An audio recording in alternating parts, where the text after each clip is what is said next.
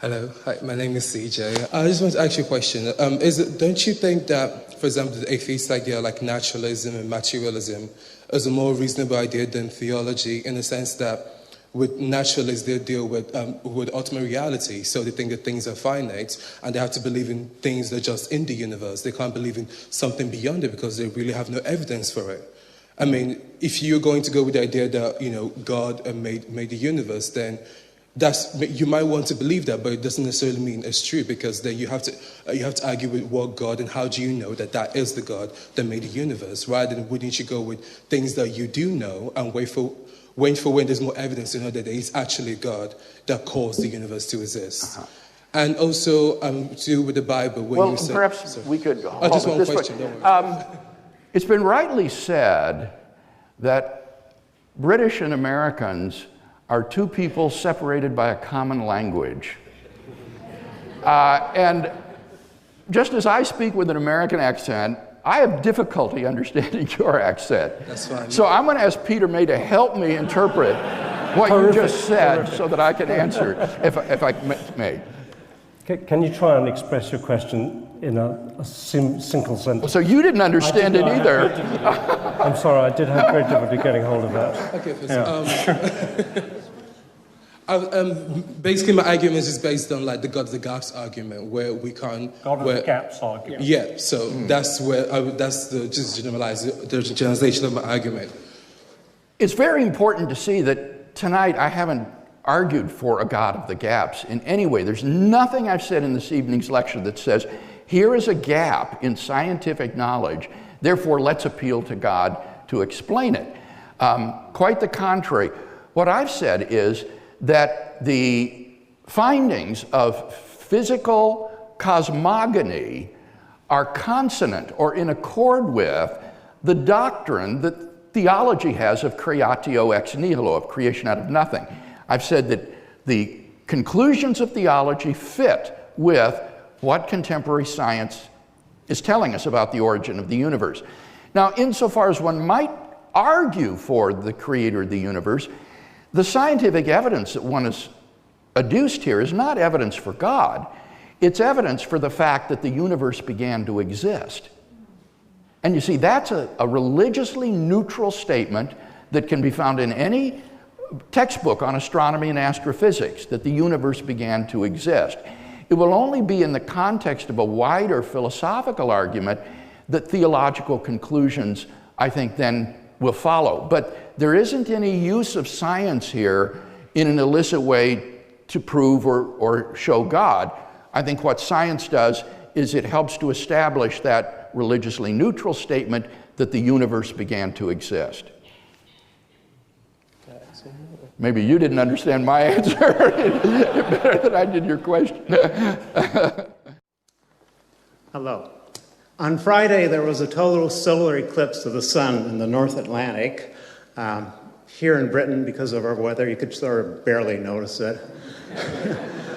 But thousands of years ago, there was no explanation for this except to invoke supernatural powers. Mm-hmm.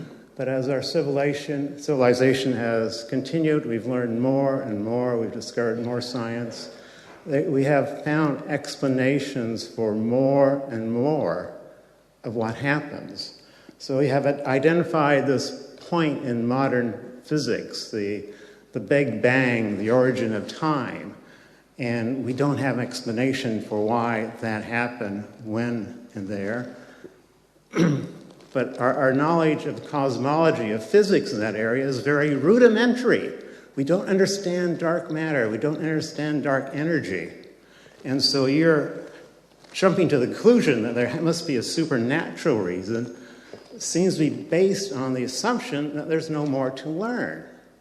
But as time goes on, we will learn more about this, and we may have a very plausible answer. Now, do you understand that what you're posing is just the old God of the gaps objection that I've already addressed?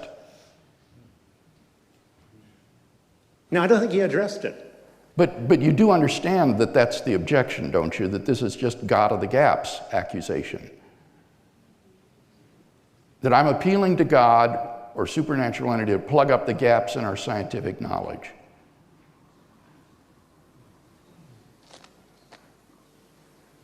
But are you assuming there will be no new knowledge that Not at all. explains that? Not at all. All I'm claiming is that the best evidence of contemporary cosmology supports that religiously neutral statement, the universe began to exist.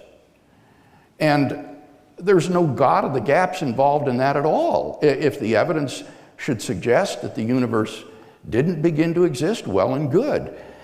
But so far as I know, the evidence lines up very, very strongly in support of that statement, which is a scientific statement, not a theological one. And so why do you resist the evidence of modern science and refuse to follow the evidence where it leads? Well, it's not positive evidence, it's negative evidence. It's Oh. evidence of the gap.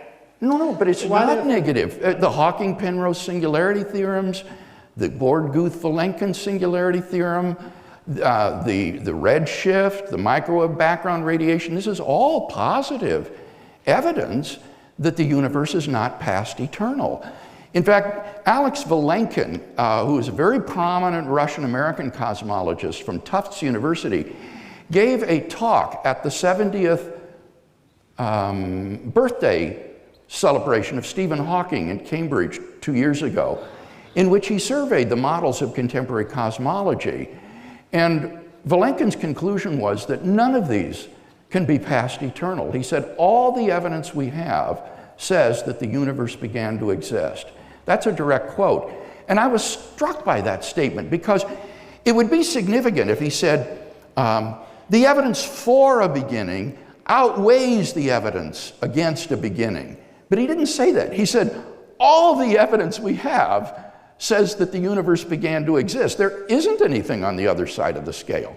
So why not follow the evidence where it leads? You have not mentioned the multi-universe. No, I haven't tonight, but that's only because... Each one have their own God?